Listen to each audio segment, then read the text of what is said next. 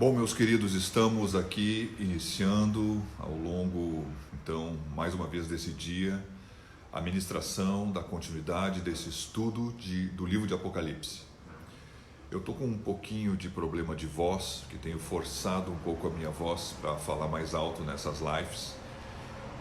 Temos aqui no fundo algum barulhinho de carro, como está passando agora, né? Quero poder, então, chegar um pouquinho mais perto aqui para poder oferecer algo, pelo menos na matéria de som, um pouquinho de mais qualidade para você. Espero que não fique ruim. Vamos lá. Então nós vamos estudar hoje a sexta igreja dentre as 7 cartas que foram mandadas por Jesus Cristo. Mandou ser escrita através do seu apóstolo, o apóstolo João, na ilha de Patmos. O que nós vimos então? A sexta é para a igreja chamada Filadélfia. Filadélfia significa amor fraternal. Bom, falando sobre isso, nós podemos dizer, como sempre dissemos nas outras cartas, nos outros estudos das cartas, que sempre a carta está sendo dirigida ao anjo. Normalmente há algumas descrições negativas, há algumas positivas e há uma bênção. Nessa, só há descrições positivas. Só há descrições positivas. Então, observe que essa igreja só recebe elogios. Bom, nós precisamos dar uma olhada especial na igreja de Filadélfia nesse sentido. Não é porque hoje uma igreja se chama Filadélfia que ela será a igreja de Filadélfia. A igreja de Filadélfia, ela não precisa se chamar Filadélfia. Mas a verdade é que há então uma série de elogios, há uma promessa do arrebatamento e há uma promessa múltipla de bênçãos que termina essa carta. Essa carta, ela não na questão histórica, mas na questão profética, ela está colocada então entre aproximadamente o ano de 1750 até o dia do arrebatamento da igreja. Estamos trazendo um estudo dentro de uma visão pré-tribulacionista.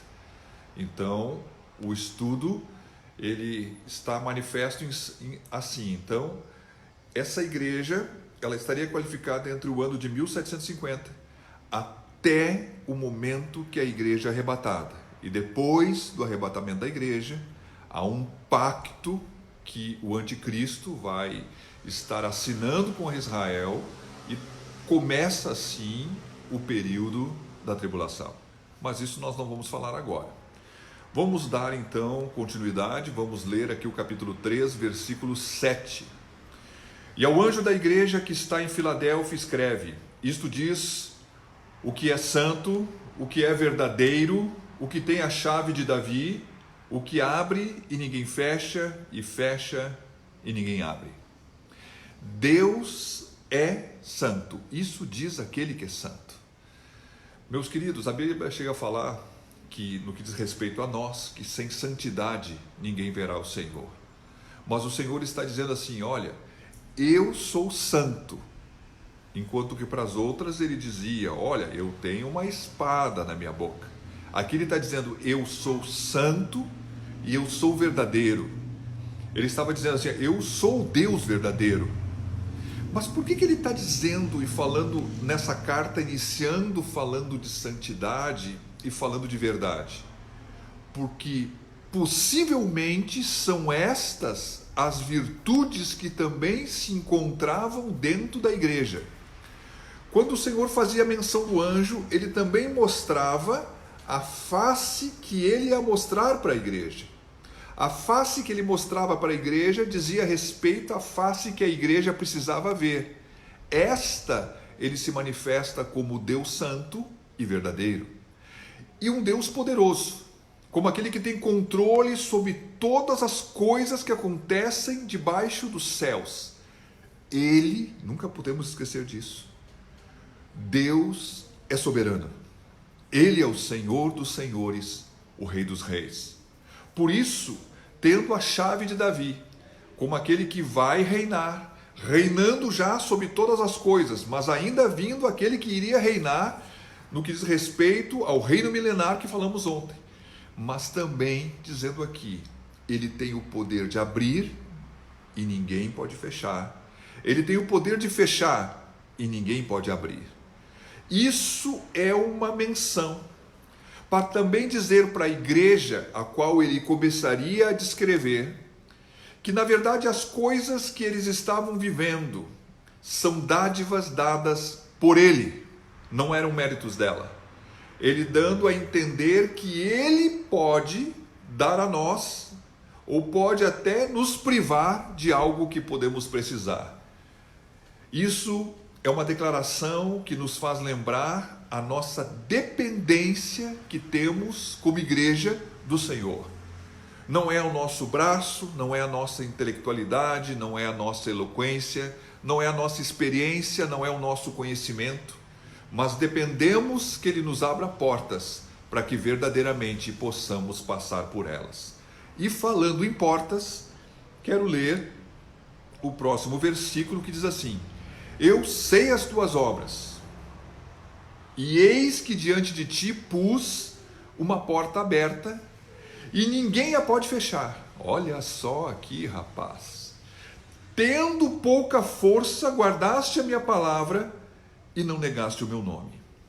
Essa igreja, com toda certeza, é a igreja que está mais perto de ser uma igreja agradável aos olhos do Senhor em todos os sentidos. Ela seria mais propriamente podendo ser chamada da igreja verdadeira, a igreja que está mais alinhada com a vontade do Senhor. O Senhor diz assim: eu sei as tuas obras. E dizendo eu sei as tuas obras, ele certamente estava dizendo o seguinte: eu sei as tuas obras e sei que as tuas obras são boas. E olha só o que diz: ainda que tiveste pouca força, tu guardaste a minha palavra, tu não negaste o meu nome. Certamente essa igreja, como todas as igrejas, ela foi provada e teve momentos onde ela podia fazer o que Pedro fez. Quem sabe podia ter feito o que muitos apostataram, ou por causa das aflições, das dificuldades e das perseguições, se afastaram ou até mesmo negaram o Senhor. Não, eles ficaram firmes. Eu sei as tuas obras, tu guardaste a minha palavra, tu não negaste o meu nome, tu não tiveste vergonha de mim. Olha só o que diz: e eu abri uma porta para você, Filadélfia, e ninguém pode fechar. Meus queridos, o que porta é essa? Bom, alguns, num contexto teológico, defendem que essa porta era geográfica. Diz, no contexto geográfico, histórico, que a palavra de Deus, a questão histórica, diz que uma das vias romanas, e os romanos se preocuparam muito em construir acessos ao todo o seu império, para que pudesse ter uma facilidade de movimentação de tropas. Então, uma das vias passava primeiramente pela cidade de Filadélfia, para depois poder chegar nas outras. Inclusive, essa via ia passando até mesmo por Antioquia e iria chegar lá na cidade de Jerusalém. Meus queridos, um caminho bem longo, não é perto, estou falando de coisas muito longas aqui, mas era uma via.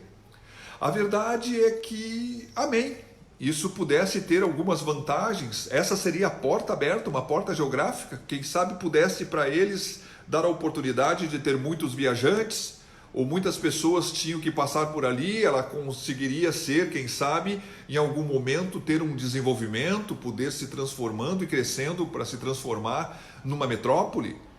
Bom, meus queridos, a verdade é que alguns outros defendem que essa porta que estava aberta era uma grande liberdade dada pelo Senhor Jesus para os pregadores. Quem prega, deixa eu falar isso aqui, quem é acostumado a pregar sabe que tem dias que há uma liberdade maior do que as outras. Há lugares onde há uma liberdade maior do que as outras.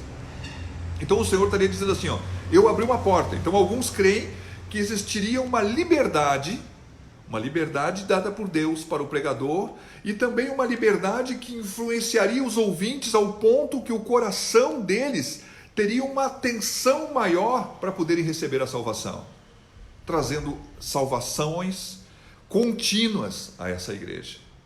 Bom, podemos dizer, será que concordamos que a porta seria essa? Será que a porta aberta seria uma porta para um amor verdadeiro, para um evangelismo, ou para uma edificação, ou para um ministério, ou para um serviço contínuo? Bom, meus queridos, uma coisa é certa, existia uma fluidez de algo dentro dessa igreja que foi dado por uma porta que foi aberta por Jesus Cristo. Quando se fala em porta, Jesus é a porta. Então, se pensa que leva a algum assunto de salvação. Porque Jesus é a porta, quem passar por ele vai encontrar pastagens, falando da salvação. O apóstolo Paulo diz assim, uma porta muito grande se me abriu. Então, ele falando para a possibilidade de evangelizar as almas. Então, de uma forma bíblica, podemos crer mais que seria realmente uma visão amorosa de ir em relação aos perdidos e tendo uma fluidade e uma capacidade dada pelo Espírito Santo para que essas pessoas, essa igreja, pudesse estar exercendo um evangelismo servindo a Deus. Bom, a verdade é o seguinte, quando Satanás tenta impedir uma porta que foi aberta por Cristo, ele não vai conseguir. Aquilo que ele abriu, ninguém fecha. O Senhor disse assim, ninguém vai fechar aquilo que eu abri. Bom, profeticamente, essa igreja, ela está localizada então dentro da era da igreja, que começa com o dia de Pentecostes e vai até o arrebatamento da igreja. E como estamos trazendo uma visão pré-tribulacionista, o arrebatamento da igreja é antes que o anticristo apareça, antes que comece a tribulação. A igreja de Filadélfia está colocada no 6º período, começando daqui de Pentecostes, está no sexto período. Só que a qualificação profética dela, ela está colocada desde o ano 1750 depois de Cristo até o arrebatamento. Vou discorrer mais sobre isso um pouquinho à frente. Lendo aqui o capítulo 3 de Apocalipse, versículo 9. Eis que eu farei os da sinagoga de Satanás, aos que se dizem judeus e não são, mas mentem. Eis que eu farei que venham e adorem prostrados a teus pés e saibam que eu te amo.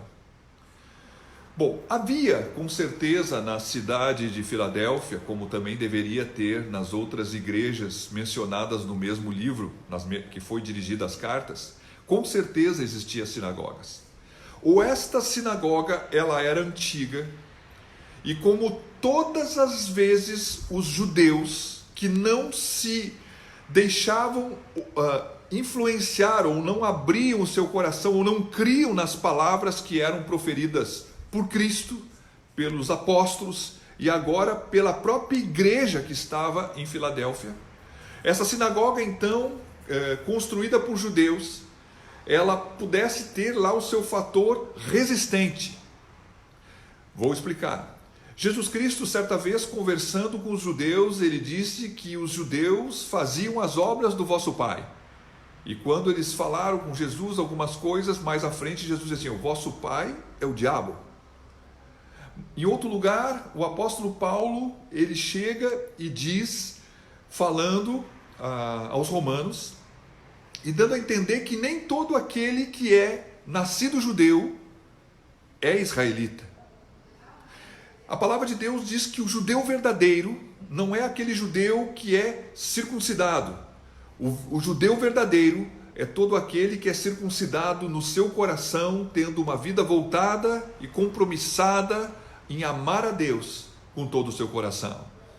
Falando sobre isso, eu quero dizer que possivelmente era uma sinagoga antiga, aonde Jesus, da mesma forma como os apóstolos, sofreu uma gigantesca oposição, porque eles não queriam que o povo fosse atrás dessa nova pregação.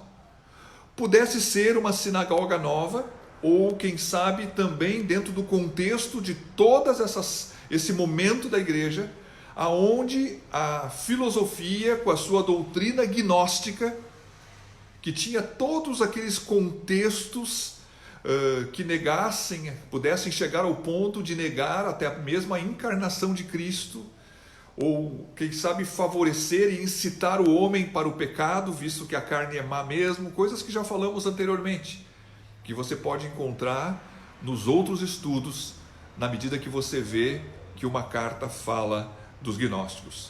Então pudesse ser que fosse uma sinagoga formada por judeus gnósticos, ou por judeus tradicionais. De uma forma ou outra, o Senhor os qualifica nesse momento como mentirosos, dizendo serem judeus, mas não são judeus verdadeiros. Dizendo isso, eu quero afirmar que de uma forma profética, não sendo, no caso, estando no sexto período, mas falando de uma profecia que se encaixa em qualquer momento da história da era da igreja, entre Pentecostes e o dia do arrebatamento, quero dizer que, valendo para todos os tempos, assim como esses judeus se diziam judeus e Jesus disse que não são, certamente em todas as eras, toda a era da igreja, em todos os períodos, sempre haverá pessoas que se dizem de Jesus e não são. Por que não são? Porque não nasceram de novo. Por que não nasceram de novo? Não nasceram de novo porque não tiveram encontro com o Senhor Jesus Cristo. Mas não estão dentro da igreja? Estão. Mas a sua vida não tem marcas de mudanças espirituais. Não há uma expressividade de mudança. A pessoa, quem sabe, até quando tira um palavrão da boca, muda um ou outro hábito, quem sabe bebia não bebe mais, fuma não fuma mais, alguma coisa assim, mas a prática constante, o zelo, o cuidado, a devoção, coisas que falamos na carta de ontem, não existem. Não existe relacionamento. É tudo superficial, é tudo algo que, como é que podemos dizer? Algo que é vivido como... Eu vivo dentro como alguns disseram, eu vivo dentro da igreja, eu vivo dentro como se a igreja fosse um clube. Eu gosto das amizades, eu gosto de estar com os irmãos, mas não me interesso de orar, eu não me interesso de estudar, eu raramente tenho uma experiência com Deus, não que Deus não queira dar, mas a pessoa, ela se torna então uma pessoa sem frutos. Bom, falando sobre isso, quero chegar no versículo 10. Como guardaste a palavra da minha paciência, também eu te guardarei da hora da tentação que há de vir sobre todo o mundo, para tentar os que habitam na terra. Opa! Há uma declaração clara de Jesus Cristo, dizendo então que ele guardaria eles de um momento que viria. Bom, mas primeiro diz assim: como vocês guardaram a minha palavra, eu vou guardar vocês. O guardar a palavra é como uma semente que se semeia para colher de Deus depois. O que é guardar a palavra? Olha, guardar a palavra, a Bíblia é muito clara. O Senhor diz assim: aqueles que me amam, obedecem, guardam a minha palavra. Guardar a palavra é procurar entender que precisamos nos santificar, que precisamos levar uma vida com Deus e ter comunhão com a igreja, que existe um ministério que nós temos que nos envolvendo a nossa vida, pagando, quem sabe, um preço, no sentido de doarmos o nosso tempo, doarmos e investirmos os nossos dons para o crescimento da igreja, para a edificação do corpo de Cristo, não vivendo uma vida egoísta, mas sabendo que existe uma cruz para carregar, aonde nós devemos ao longo dos anos mortificando o nosso eu, e assim vai. Eles guardaram a palavra, eles não viveram só para si, eles procuraram, assim, eu estou salvo, o resto que se rale. Não, eu estou salvo e eu quero que os outros encontrem a salvação. Por isso eu oro por eles, eu procuro me envolver para que de alguma forma eles possam ser alcançados. Falando sobre isso, eles estavam então trabalhando, segundo aquilo que a palavra de Deus diz que nós devemos trabalhar. Eles, quando foram perseguidos, perseveraram, quando foram provados, eles ficaram firmados, esperando o livramento, ainda que demorasse um pouco. Então o Senhor diz assim: vocês guardaram a minha palavra, e agora eu vou guardar vocês da provação que vai vir sobre o mundo. Bom, a provação que vai vir sobre o mundo, ele está falando do período da grande tribulação. O período da grande tribulação, eles são 7 anos, vamos repetir, né? Porque isso ajuda as pessoas a gravar. São 7 anos divididos em duas partes, os primeiros 3 anos e meio, e o segunda parte mais 3 anos e meio. Esses 7 anos de tribulação são os 7 anos aonde a igreja já vai ter subido. Eles são mais direcionados para que Jesus trate de Israel. A palavra de Deus diz que o anticristo vai estar como governante desses 7 anos, e serão anos terríveis. Primeiramente, nos primeiros 3 anos e meio, terríveis, e nos últimos 3 anos e meio, muito terríveis. Nós vamos, com toda certeza, termos muitas guerras, vamos ter muitos abalos na natureza, com certeza tsunamis, furacões, terremotos inimagináveis. Será um tempo que a terra vai como que ser abalada. A palavra de Deus fala que haverá então muitas guerras, muita fome, muitas pestes, vai ter um momento de desordem, vai ser um momento de angústia e de aflição, aonde a estrutura do mundo será abalada como nunca foi em toda a história da criação até agora. É o período de tribulação e o período de grande tribulação. Falando sobre isso, nós podemos dizer que a igreja de Filadélfia, ela é a igreja então que está localizada no 6º período. Ela vem do ano mais ou menos de 1750 e vai até o momento do arrebatamento. Essa é a igreja que o Senhor diz assim: ó, eu vou livrar vocês da provação que vai vir sobre o mundo. Na visão tribulacionista, essa é a igreja que vai ser arrebatada, por isso que vai até o arrebatamento. Ela é a igreja fiel, ela é a igreja verdadeira, ela é a igreja que tem e realmente tem um elogio constante, marcante, firme da parte do Senhor, especialmente expresso naquilo que Ele é santo, naquilo que Ele é verdadeiro. Não há coisas falsas nela. A verdade, então, é que, indo aqui para o versículo 11, para podermos falar um pouco do arrebatamento, diz assim: eis que venho sem demora, guarda o que tens, para que ninguém tome a tua coroa. Bom, começando pela coroa. A coroa, ela será dada à igreja diante do tribunal de Cristo, aonde cada um vai receber a recompensa ou o galardão de acordo com as suas obras. Vou repetir, já falamos isso em outra live, né? Mas vamos repetir aqui. Nós somos e só podemos ser salvos pelo mérito da cruz. Nós somos salvos por crer que Jesus é o que Deus diz que Ele é. E uma vez crendo nele, sem merecer, somos salvos. E como cristãos salvos, devemos ter frutos que expressem a nossa vida com Deus. E esses frutos são as nossas obras. É impossível que um cristão tenha, na verdade, uma salvação verdadeira sem ter obras. A nossa fé, se não tiver obras, como disse, já falamos sobre isso, Tiago, né? O irmão Tiago, é morta. Então uma fé viva, ela tem obras. Eu não sou salvo pelas obras, mas eu vou ser galardoado, recompensado pelas obras.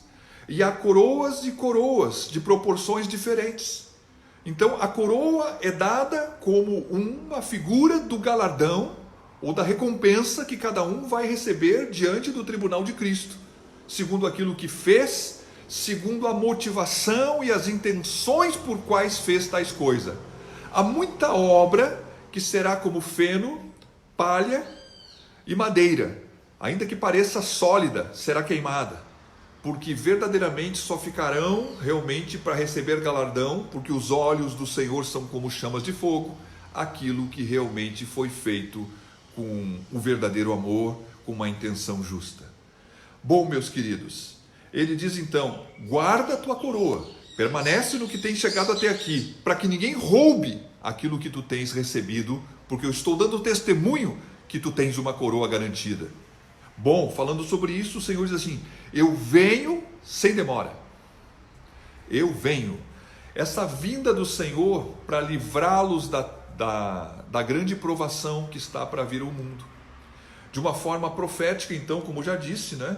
Fala aqui do arrebatamento que vai acontecer, e essa igreja, então, ela vai até o momento do arrebatamento, na visão pré-tribulacionista. Dizendo isso, eu quero dizer algumas coisas muito breves aqui sobre o arrebatamento. Assim como eu posso abrir e fechar os meus olhos, o arrebatamento será como um abrir e fechar de olhos. Ele não será um evento público, ele será um evento privado, é algo entre Jesus e a igreja. Amém? Mas as pessoas não verão o arrebatamento, mas verão a consequência do arrebatamento, porque as pessoas sumirão.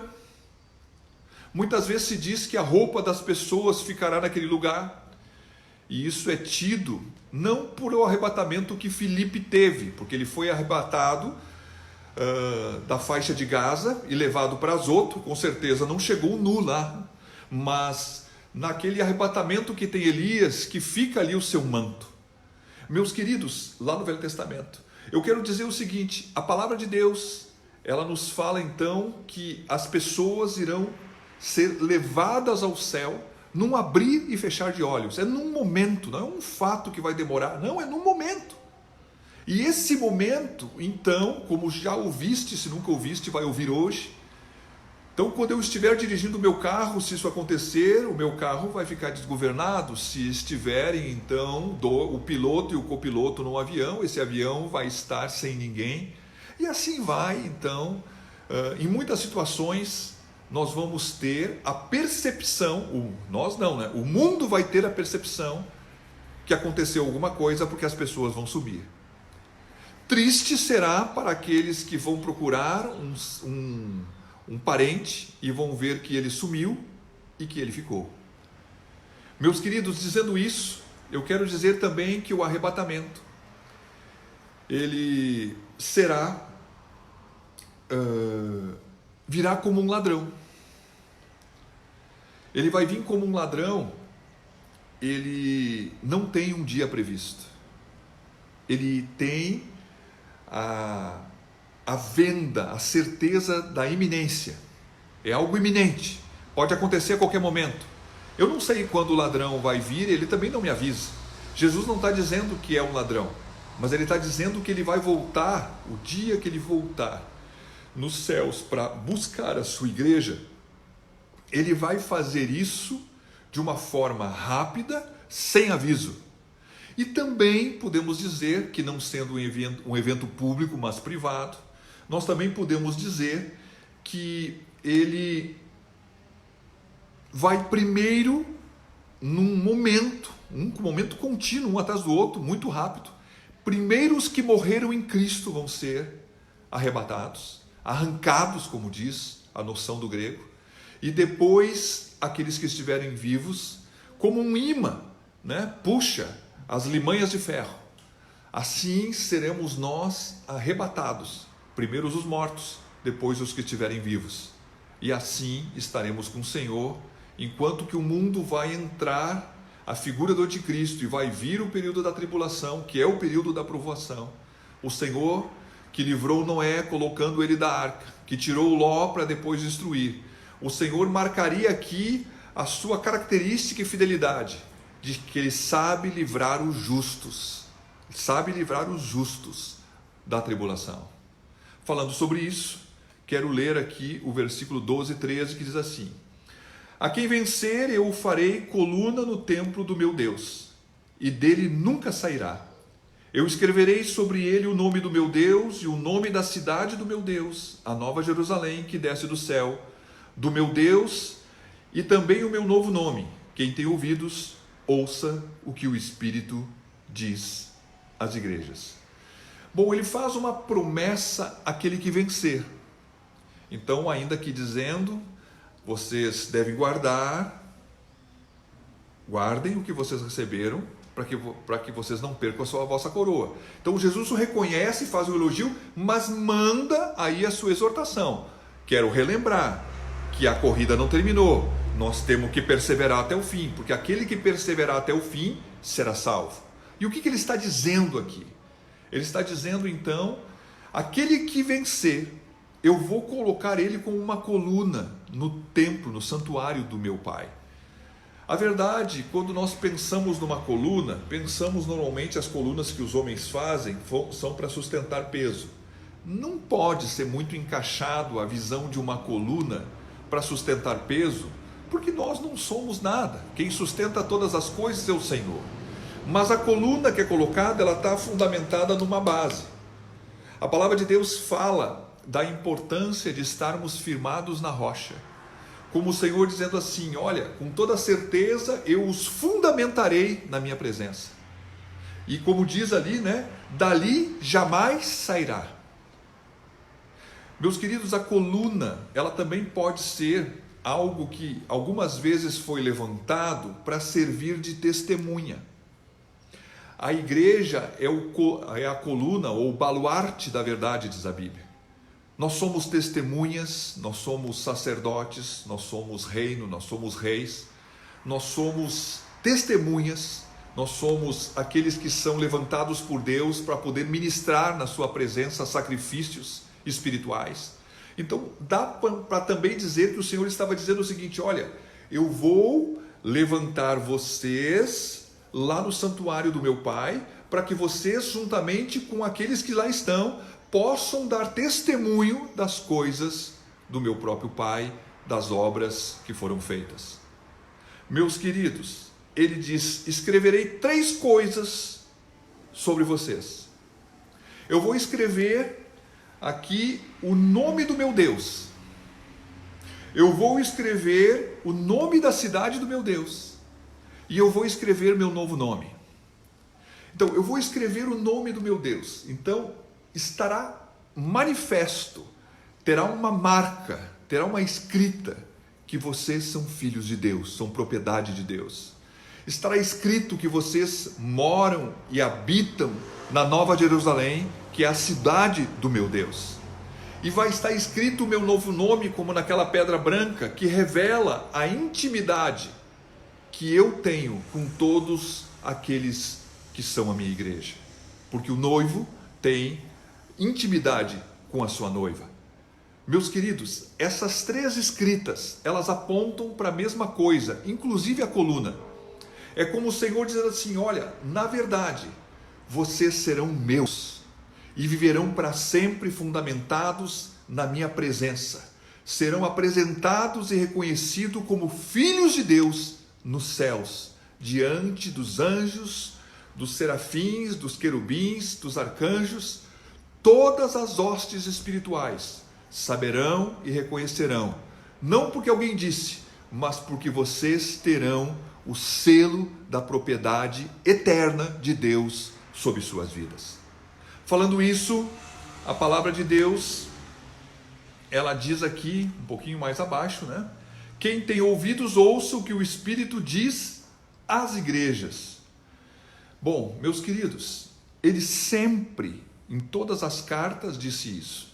Essa carta, que tem elogios maravilhosos, é endereçada à igreja da Filadélfia. Profeticamente, ela é endereçada a nós hoje, que vivemos antes do arrebatamento da igreja, para que possamos entender que as qualidades e as virtudes dessa igreja são as qualidades e as virtudes que nós devemos ter. Assim como eles tinham que dar ouvido, profeticamente todas as gerações também deveriam dar ouvidos para saber a importância de entender que Ele é santo e que Ele é verdadeiro. Que essas virtudes, que nenhuma mentira haja entre nós, e que a santidade de Cristo, porque está escrito, sem santidade ninguém verá o Senhor. Possamos ter ouvidos, A igreja fiel será arrebatada. A igreja infiel, ela ficará para passar a tribulação e ser perseguida pelo anticristo. Meus queridos, não só perseguida, mas podemos dizer que ela será perseguida e será morta. Bom, falando sobre isso, eu quero dizer que amanhã, se o Senhor permitir, nós estaremos falando da última igreja entre a fundação da igreja em Pentecostes e o arrebatamento. Ela também vai estar qualificada no mesmo período. Ela é a igreja de Laodiceia, a igreja que profeticamente, mais propriamente, em maior quantidade, representa a igreja dos últimos dias, a igreja que provavelmente não subirá no arrebatamento, sendo aquela que fica. Ela é um contraste entre a igreja de Filadélfia. Convido você, se o Senhor nos permitir, para estarmos amanhã aqui vendo com muito cuidado as exortações que o Senhor dá à igreja de Laodiceia, para que possamos nos arrependendo como anjos, como ministros, como líderes, como membros, como servidores, como amantes daqueles que amam a obra de Deus e o nome de Deus, não venhamos a olhar para trás depois de termos começado também. Que Deus nos abençoe, que Deus nos fortaleça, que Deus nos dê graça. É o que eu oro e agradeço no nome de Jesus. Até amanhã, se o Senhor nos permitir. Um grande abraço.